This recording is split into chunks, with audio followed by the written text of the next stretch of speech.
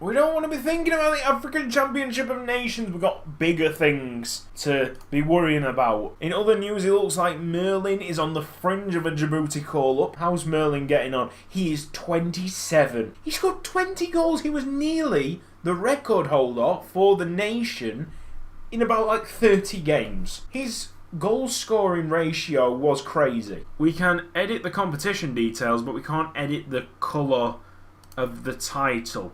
So it's always going to be this painful yellow and white combo. 10 men Djibouti. 4-2 it finishes. Credit where credit's due. Akeem Utaka scored 4 against Tunisia. Problem is they scored 4 as well, and the aggregate was 8-6 to Tunisia. Yes, we could have won if our defence wasn't as bad. The earliest that we can get into a World Cup final is 2042. It's 7 years. Abdi Hayer offering us 4 forwards. Not 1, not 2, not 3, and not the idiots offering 0. 4. Christopher Daou, 22 years old, right midfielder.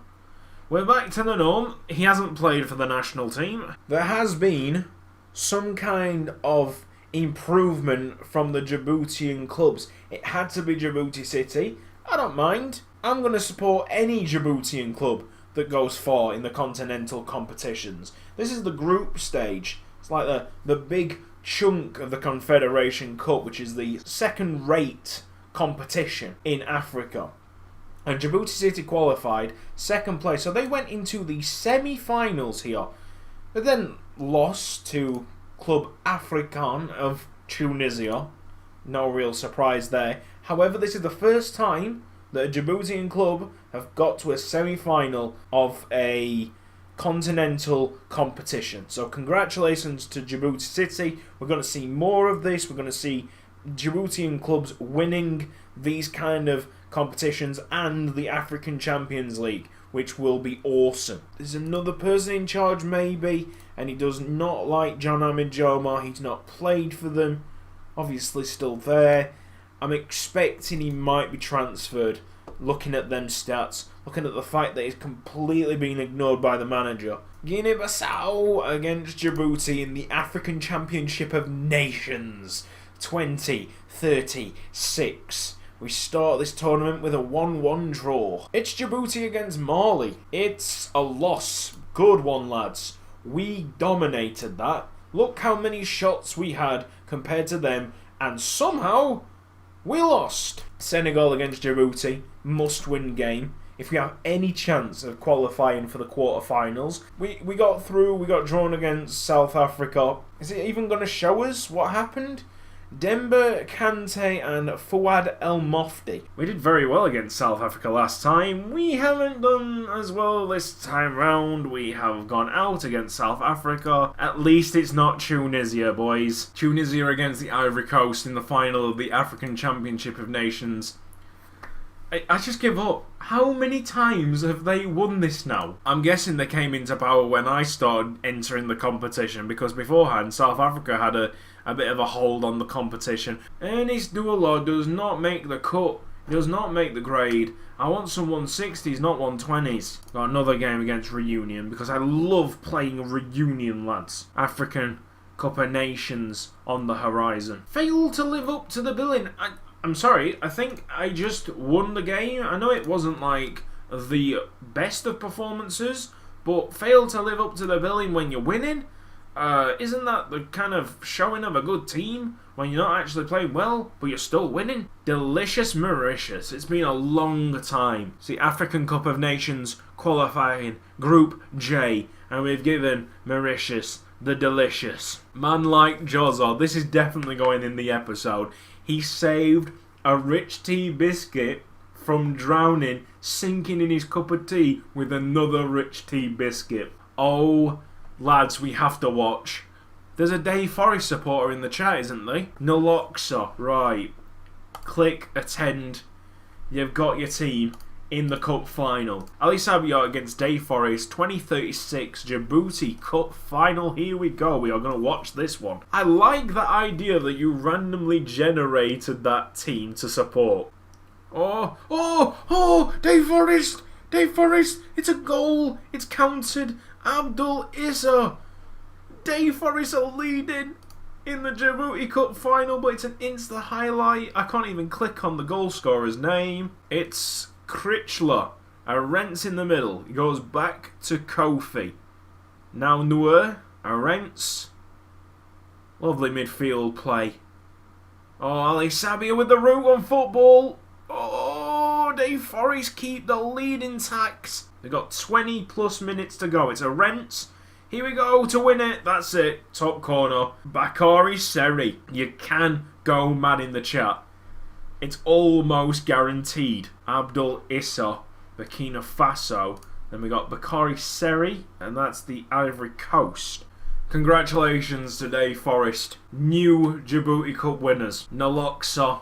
Winner, chicken fucking dinner. 2035 to 2036 season finishes. Horizon Djibouti lift the Premier Division. Port Djibouti, Tajora Town, or Heba Phoenix. Unfortunately, there's a lad that's just come in, so that is a big Port Djibouti fan. Close your eyes, mate. They've just gone down to Division 1. Into the league table of Division 1, Jago Athletic, Malaho Majestic, and Dolly Dragons go up. Contali Harriers, Dora Athletic, Loyola Lynx, they go down. Hopefully, Division 2, Hull Royals are up. Excellent news. My team are back on the mend. Isle Mucha, Total, go up with Hull and Babo Rapid, the worst team in Djibouti, and by an absolute mile. But they had the top goal scorer. Cabs has gone. I bet he has retired.